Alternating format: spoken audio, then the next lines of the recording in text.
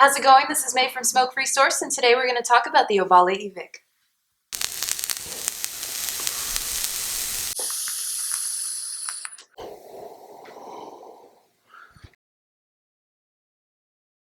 So what we have here is the Ovale eVic personal vaping device. In the box we have the device itself, as well as an 18650 Samsung 2600 milliamp battery, a USB charger, and a wall adapter, and a user manual, which comes in pretty handy because this piece is a little complicated.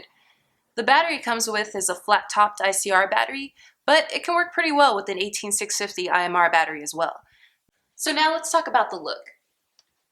With this guy, I've got the matte black finish that has a little bit of a grain to it and the matching top. It also comes in white, silver, and of course, the black. It looks great. You don't really get a lot of fingerprints, and it's pretty nice, decent looking piece to have in your hand. The unit itself feels pretty sturdy. It's a nice weight, and nothing jiggles around. The battery doesn't jiggle around when you move it or anything, but the control ring right here does produce a little bit of a sound. I don't know if you can hear that, but that little tiny jiggle does tend to get a little bit annoying every once in a while. We've got the standard 510 as well as a lower cone threading to work with something like the Kanger T3. Or does it?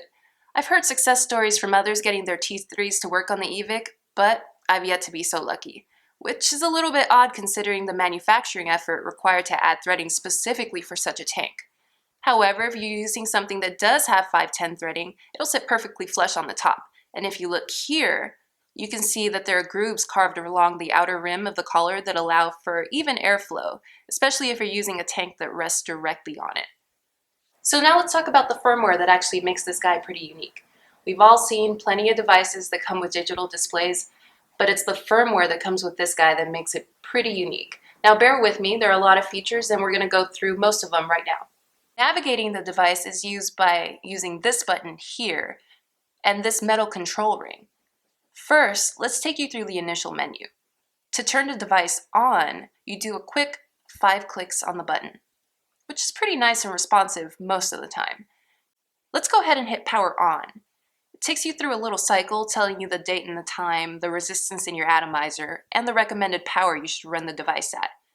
After that, it takes you to this main screen, which can display any number of things, depending on what you set it to. But say you want to change the display to, I don't know, show your puff meter in the top left and wattage instead of voltage. Well, there are a couple ways to change this. The first would be to go through the menu and change. To do that, just click 5 times, scroll down and click on Home Screen. Click Home Screen L to change the top left and make your selection. The options it presents you with are puff count, the date and time, or voltage, wattage, and the resistance in your atomizer. For now, I'll pick puff count. Now, in the top left corner, it reads how many puffs you've taken here on top, and there's an estimate of how many puffs remain in the battery. Now this feature is pretty cool, but I can see how some people could find it to be a little bit superfluous. You don't really think about how many puffs you've taken on a day-to-day basis. Changing the display on the top right hand of the screen goes about in much of the same way. Click 5 times, Vapor Set, Home Screen, and then Home Screen R. This gives you the option of displaying remaining battery or alarms according to the puff limit or time limit you set for yourself each day. A new feature of the version 1.4 software update gives you the ability to invert the colors on the screen. You just click 5 times, go down to Configure, scroll down to Inverse, and then select On. And now, as you can see, the colors in the screen are a little bit easier to see in bright light or if you're outside during the daylight. Okay, so now to change the central display. Again, click the button 5 times to bring up the menu. Click on Vapor Set, and the first option to appear will be this switch, so click on that. Now you can choose among VV, which is variable voltage, VW, variable wattage, RVV, RVW1, RVW2, and RVW3. The last ones with the R in front are options that you can customize by using the software download called MVR, or My Vapor Record. The other method to change the display is by holding the metal ring to either side for an extended amount of time. Holding it towards the left will cycle through the options for the top left of the display. If you continue to hold it, it'll just round robin through the options until you choose one. To change the central display, turn the ring to the right and hold it there.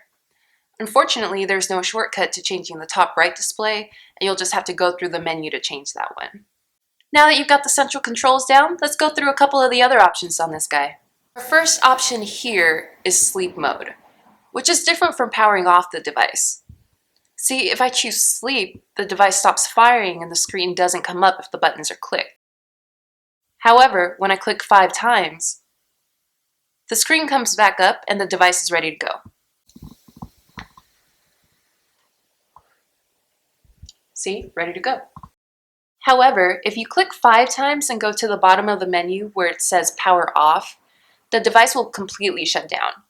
When powering back on, simply press the button 5 more times and select the option of power on. You'll notice that unlike emerging from sleep mode, powering on will take you through a series of 3 screens before the device is ready to go. You'll see the date and time, the resistance in your atomizer if you have one attached, and the recommended power. Now that we're back at 1, let's take a quick scroll through the menus and see what this thing has to offer. So, 5 clicks. So we'll go to Vapor Set, and we already know what switch does, so we'll go to Mode. This presents you with 2 options, manual or auto. Manual mode requires you to hold down the button for the length of time that you wish to vape, and that's what I've been doing so far. Auto mode allows you to set a certain amount of time that you wish each vape to be.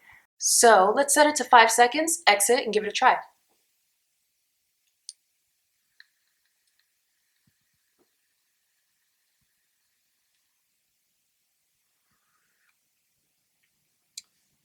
So in this mode, all you have to do is press the button, release it, and it'll fire for the set amount of time. Seems like a pretty cool feature at first, but really it just gets a little annoying after a while. Back to this screen. We'll pass home screen since we already went over that, and we'll investigate alarm set option. Won't spend too much time going over this since it's a bit complicated, so I'll let you figure it out on your own. But basically you can set a warning that'll go off once you reach a certain amount of time spent vaping or a specific number of puffs.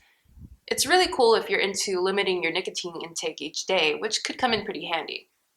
Of course, you can always go back into the settings and reset the limiter, but at least it'll pose a little bit of a deterrent in case that's what you're looking for. Going back to the main screen, we'll see an option called Configure. Select this and a submenu will appear that allows you to select what the capacity of your battery is. Now really, I don't understand why this is needed to be manual rather than automatically detected by some sensor. You can also set the temperature to be in Celsius or Fahrenheit, and an alarm that will go off when the device begins to overheat. Lastly, here you can set the calendar to display the time, the date, and the year. All useful things if you happen to not have a watch and absolutely, positively have to know what time it is while you're vaping.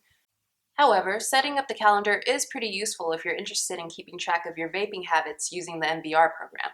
Last set of features are found under the heading of Device. If we go ahead and select Device, we'll see that we can check various things including our device ID and our version number. For me, I'm running version 1.4 of the software.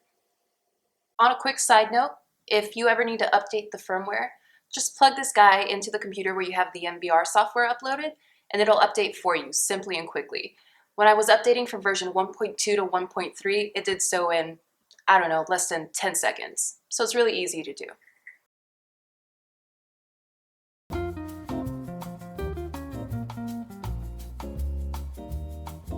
All in all, the EVIC is a unique approach to vaping, and I commend them for their efforts. The only thing is, I don't see a lot of people checking MVR every day to check out what their average, I don't know, voltage was for the day. But if that's you and you're interested in that, by all means, pick this up and you'll love it, and you'll love the bar graphs too. But if that's not you, then maybe I could suggest going with something else. But either way, it's a good device, it's easy to use once you actually read the manual, and it's fun. I like it, one of my personal favorites. So it's about that time. Let us know what you think. Like, comment, and subscribe, and remember, as usual, vape appropriately.